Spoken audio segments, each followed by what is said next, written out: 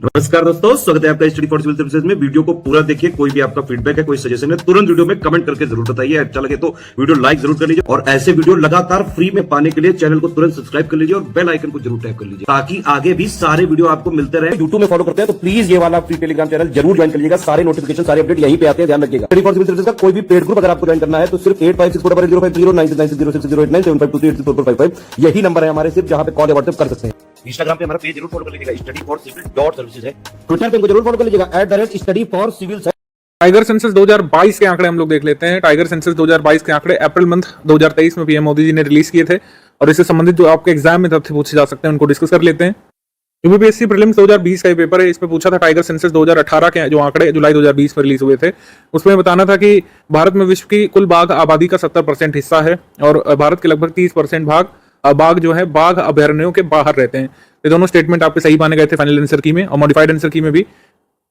तो दोनों आंकड़े आज के लिए भी सत्य मानेंगे आप, क्योंकि भारत में विश्व की कुल बाघ आबादी का 70% हिस्सा निवास करता है। ये 2022 वाली रिपोर्ट में भी दिया गया है जो 2023 में अप्रैल में रिलीज हुई है। हालांकि सेकंड स्टेटमेंट की पुष्टि नहीं हो पाई है, मैंने पूरी रिपोर्ट पढ़ी है, उसमें इस बारे में कोई आंकड़ा नहीं दिया है कि कितने परसेंट इंडिया के टाइगर रिजर्व के बाहर निवास कर रहे हैं। इस बार स्टेट वाइज आंकड़े आए ही नहीं है, इस बार रीजन वाइज आंकड़े आए हैं 2022 की रिपोर्ट में। आइए चलिए पूरी रिपोर्ट को ब्रीफली डिस्कस करना शुरू करते हैं।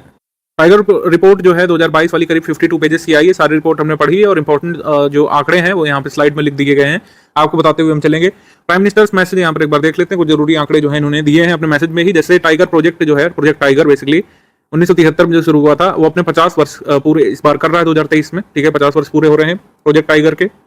फिर भी मोदी जी ने आगे इसमें लिखा है कि are culture and heritage are marked by a strong tradition for respect for nature. हमारा जो कल्चर है, हमारी संस्कृति और हमारी विरासत हमें नेचर की रक्षा करना, नेचर का सम्मान करना सिखाती है। उनका कहना है सस्टेनेबल डेवलपमेंट कॉन्सेप्ट अभी आया है, हम सस्टेनेबल डेवलपमेंट के कॉन्सेप्ट को बहुत पहले से फॉलो कर रहे हैं। पीएम मोदी जी अक्सर ऐसा कहते हुए सुने जा सकते हैं। बाघ हमें क्या दे रहा है, कई बार लोगों को लगता होगा या फिर जो तैयारी में नहीं है या फिर आउट ऑफ क्यूरियोसिटी लोगों को लगता होगा कि बाघ की इतनी रक्षा क्यों कर रही है सरकार की। 2005 में टाइगर टास्क फोर्स बनाया सुनीता नारायण की अध्यक्षता में, फिर जो है एनटीसीए का गठन हुआ, फिर लगातार प्रोजेक्ट टाइगर के तहत काम हो रहे हैं, लगातार नए नए टाइगर रिजर्व बन रहे हैं, ठीक है। ऐसा हम क्यों कर रहे हैं, बाघ हमें क्या दे रहा है। बाघ के पास तो वोटर आईडी भी नहीं कि वोट देगा। तो इसके लिए पीएम मोदी जी ने कहा है कि a very famous verse says निर्वग्नो वध्यते व्याघ्रो निर्व्याघ्रम छिंदते वनम। महाभारत के उद्योग पर्व में लिखा गया है निर्वग्नो वध्यते व्याघ्रो निर्व्याघ्रम छिंदते वनम। इसका मतलब है कि without a forest the tiger is in danger and without the tiger forest is in danger. ये दोनों एक दूसरे पर डिपेंड है। अगर टाइगर खतरे में है तो फॉरेस्ट खतरे में है, फॉरेस्ट खतरे में है तो टाइगर खतरे में है। जिस टाइगर को यहाँ पे व्याघ्र या फिर बाघ कहा जाता है हिंदी में, तो एक दूसरे पर डिपेंडेंट है। फॉरेस्ट जाएगा तो टाइगर भी जाएगा, अगर टाइगर जाएगा तो फॉरेस्ट भी नहीं बचेगा, ये कहना है। तो मतलब इस वजह से हमको बाघ बचाना जरूरी है। पीएम मोदी जी ने कुछ आंकड़े दिए कि जब प्रोजेक्ट टाइगर शुरू हुआ था पहले फेज में सिर्फ 9 टाइगर रिजर्व भारत के पास थे और 2023 तक में 53 नोटिफाइड टाइगर रिजर्व भारत के पास हैं। 53वां कौन सा है, रानीपुर टाइगर रिजर्व उत्तर प्रदेश का, ये ध्यान रखना है आपको। रानीपुर टाइगर रिजर्व जो है ये आपका 53वां है। फिर भी मोदी जी ने एक और यहाँ पर बात बताई है कि प्राउड मोमेंट है इंडिया के लिए कि इंडिया ने लगातार जो टाइगर कंजर्वेशन पर जो तेजी दिखाई है उसके फलस्वरूप हमको केवल 8 साल लगे 2010 से लेकर 2018 के बीच टाइगर पॉपुलेशन को दोगुना करने के लिए, जबकि जो इंटरनेशनली डिफाइंड टारगेट था वो 2022 का था। भारत ने मात्र 8 वर्षों में 2010 से 2018 की अवधि के बीच टाइगर पॉपुलेशन को डबल कर लिया है। टाइगर पॉपुलेशन को डबल भारत ने कब किया है, 2010 से 2018 के बीच।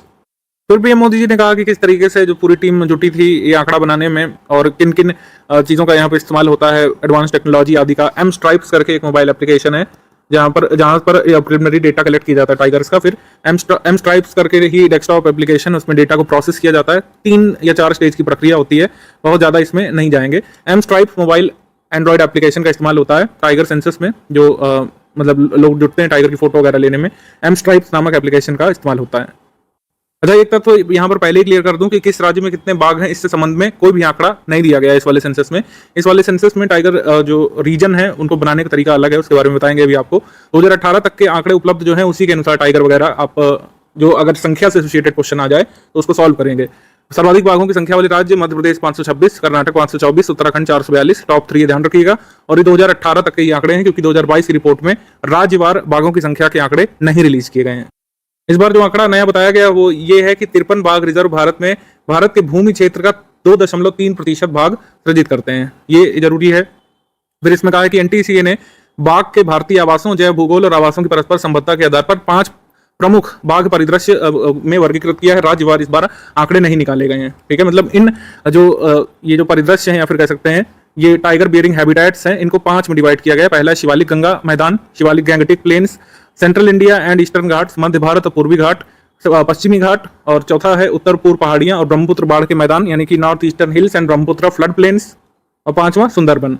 तो पिछली बाघ गणना की तुलना के अनुसार शिवालिक और गंगा क्षेत्र के मैदानों में बाघों की उल्लेखनीय वृद्धि दर्ज की गई है और घटोत्तरी दर्ज की गई है वेस्टर्न घाट्स में। और ये आंकड़ा है राज्यवार, इस बार आंकड़े नहीं आए हैं, ना कोई ऐसा मैप बन के आया है। अब जाते हैं वो बेसिक बातें जो आप हर जगह पढ़ते सुनते रहते हैं कि पीएम मोदी जी ने बाघ जनगणना के आंकड़े या फिर बाघ गणना के आंकड़े जारी किए थे 9 अप्रैल 2023 को, ठीक है। जहां पर वो कहां पे विजिट करने गए थे? बांधवगढ़ में। गलती हो गई यहाँ पे बोलने में, बांधवगढ़ नहीं, बांदीपुर गए थे PM Modi ji. Bandipur tiger reserve गए थे वहां पर बाघ देखने, उसके बाद आंकड़े जारी किए थे। तो रिपोर्ट में बताया गया कि बाघों की संख्या भारत में अब कितनी हो गई है? 3167 हो गई है। तो भारत में 3000 प्लस बाघ हो गए हैं। 2018 में ये संख्या जो थी वो 2967 थी, ठीक है। आप देखेंगे पिछले 4 सालों की तुलना में बहुत उल्लेखनीय वृद्धि नहीं दर्ज की गई है। पिछले 4 सालों में बाघों की संख्या में 6.7% की वृद्धि दर्ज की गई है, 6.7%। टोटल संख्या जरूर ध्यान रखिएगा 3167 हो गई है, पिछली बार 2967 थी, ठीक। इसके बाद है कि विश्व के 70% से अधिक जंगली बाघों की आबादी भारत में निवास करती है। ये रिपोर्ट में लिखा हुआ है एग्जैक्टली, ये पॉइंट 2023 वाली में भी और 2018 वाली में भी था। वर्ष 2014 से 2018 के बीच बाघों की आबादी में लगभग 33% की वृद्धि दर्ज की गई, जो अब तक सर्वाधिक थी। मैंने आपको बताया टाइगर पॉपुलेशन को डबल किया था भारत ने 2010 से 2018 के बीच।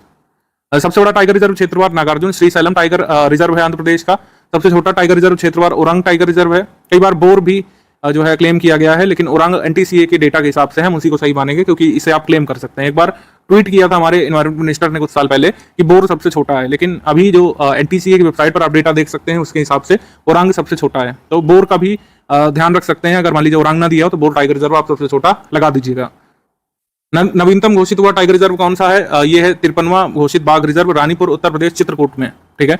प्रोजेक्ट टाइगर के 50 साल पूरे होने के उपलक्ष्य में कर्नाटक में आयोजित एक मेगा अंतर्राष्ट्रीय कार्यक्रम में प्रधानमंत्री जी ने टाइगर, शेर, जैगुआर और लिपॉर्ड आदि के लिए जो 7 बिग कैट प्रजाति होती हैं उनके संरक्षण के लिए अंतर्राष्ट्रीय बिग कैट अलायंस का शुभारंभ भी किया। तो ये ध्यान रखिएगा कि अंतर्राष्ट्रीय बिग कैट अलायंस का शुभारंभ पीएम मोदी जी ने कहां से किया था? कर्नाटक से। राष्ट्रीय बाघ गणना जो है राष्ट्रीय बाघ संरक्षण प्राधिकरण यानी एनटीसीए द्वारा राजकीय वन विभागों, संरक्षण एनजीओस, भारतीय वन्यजीव संस्थान के साथ साझेदारी में प्रत्येक 4 वर्ष में की जाती है।